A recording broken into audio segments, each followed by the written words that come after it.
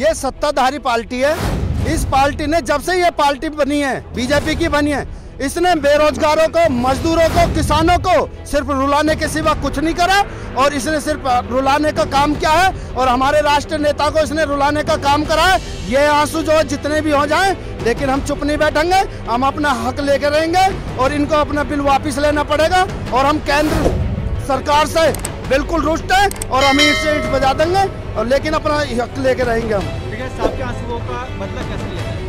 देखो जी, लगते जिगर टिकट पर हम जान न्यौछावर कर देंगे। अगर भुगत ने हमसे खून मांगा तो हम वक्त का दामन भर देंगे, हम वक्त का दामन भर देंगे। किसान आंदोलन को लेकर लगातार हम पूरी अपडेट सच्चाई के साथ आप तक पहुंचा रहे हैं और हम जो है गाजीपुर बॉर्डर पर हैं और गाजीपुर जो है बॉर्डर की हर एक ताज़ा अपडेट हमने पूरे 2 महीने से लगातार आप तक पहुंचाई है। लेकिन जिस तरह से 26 जनवरी के बाद ये दावा किया जा रहा है कुछ नेताओं की तरफ से कि पूरा आंदोलन जो है वो बिखर चुका है, लेकिन लगातार जो है किसानों का जोश लगातार बरकरार बना हुआ है। और मेरे साथ कुछ यहाँ पर जो है युवा नेता हैं, उनसे बातचीत करेंगे किस तरह से लगातार जो है कुछ बीजेपी के नेता हैं जो ये जो है भ्रम फैला रहे हैं कि किसानों का जो आंदोलन है वो तितर बितर हो चुका है। ऐसा बिल्कुल नहीं है। जो बीजेपी के नेता ये भ्रम फैला रहे हैं उनको सबको चेतावनी है, ये और जोश से बढ़ेगा। बहुत शांति प्रिय आंदोलन है और ये ऐसा आंदोलन होएगा जो कि बीजेपी ने भी किसी के विरुद्ध नहीं चलाया होगा। कल हमें देखने को मिला था यहाँ पर कि बीजेपी के नेता थे, वो अपने काफ़ी समर्थकों के साथ आकर के जो है उनकी तरफ से दावा किया जा रहा था कि इस पूरी जगह को खाली किया जाए। ऐसा क्यों? कब तक? सरकार मांगे नहीं मान रही है तो उल्टा जो है किसानों पर ही ब्लेम डाला जा रहा है।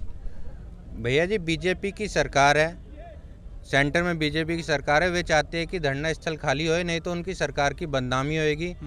आगे बंगाल में भी चुनाव है, सब जगह चुनाव है और हम तो ये कहेंगे कि अगर किसी प्रदेश में कोई भी दिक्कत होती है उस प्रदेश की सरकार की और उस प्रदेश के शासन की जिम्मेदारी होती है। पर यह सबसे पहली बार उल्टा हुआ है कि दिल्ली में शासन की और सरकार की जिम्मेदारी नहीं है, किसानों की जिम्मेदारी है अगर कुछ गलत होता है तो। सरकार की हठधर्मी कब तक चलेगी? ये जब तक हमारी मांगे पूरी नहीं होंगी तब तक हम यहीं बैठे रहेंगे, ना हम किसी से मानेंगे ना कुछ करेंगे। सरकार तानाशाही रुख क्यों अपना रही है? ये सत्ताधारी पार्टी है।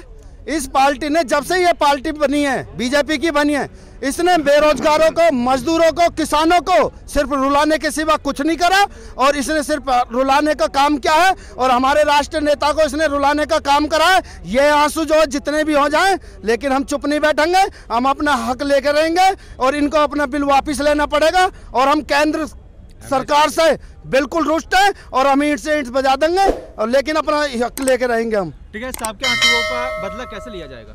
देखो जी, लगते जिगर टिकट पर हम जान न्यौछावर कर देंगे। अगर भुगत ने हमसे खून मांगा तो हम वक्त का दामन भर देंगे, हम वक्त का दामन भर देंगे। मैं आपके चैनल के माध्यम से भारतीय जनता पार्टी के नेताओं और केंद्र सरकार के संबंधित नेताओं से पूछना चाहता हूं, कहना चाहता हूं कि हमारे किसान भाइयों को इस बात की शिकायत नहीं कि आपके अमीर व्यापारी लोग फल और सब्जियों का निर्यात कर करोड़ों रुपए मुनाफा कमा रहे हैं। यदि हमारे किसान भाइयों की शिकायत है तो सिर्फ और सिर्फ इस बात की है कि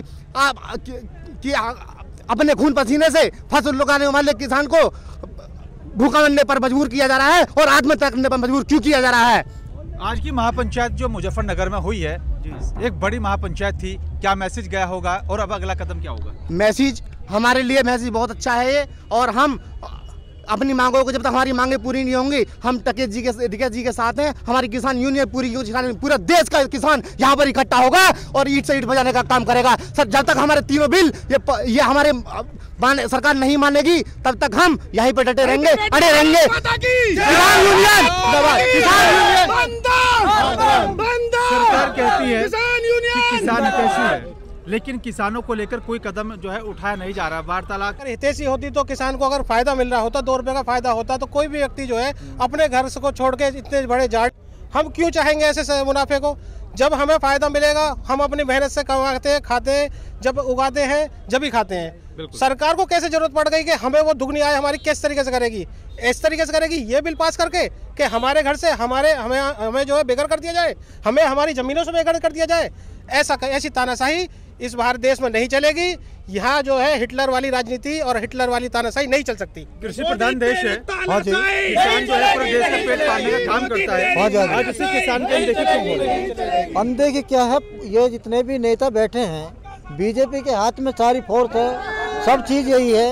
अभी लाल किले पे जो प्रोग्राम प्रदर्शन हुआ, पूरी दुनिया देख रही है, न्यूज पर देख रही है। वो सिंधु कौन था? वो मोदी के साथ घूम रहा और बड़े बड़े नेताओं के साथ में उनका हाथ है किसान को बदनाम करने के लिए। राजक्स जो है तत्व जो है ट्रैक्टर परेड में शामिल हो गए थे, जिसके चलते हिंसा जैसी जो है घटना देखने को मिली है। सब कुछ पता है, सब कुछ सामने, फिर भी सरकार कोई कार्रवाई क्यों नहीं कर रही उनके खिलाफ? भैया जी, ये प्रदर्शन हटाना है, 3 कानून के बिल अपने व्यापारियों को फ़ायदा देना है। अगर आप कोई मेरे को कमिट करता है और प्रधानमंत्री बनाता है, किसी भी पद पे पहुंचाता है, तो जाहिर सी बात है मैं उसके लिए भी कुछ फ़ायदे का काम करूंगा। बिल्कुल। एक जोश भरी आवाज में सरकार तक अपनी आवाज को किस तरह से पहुंचाएंगे?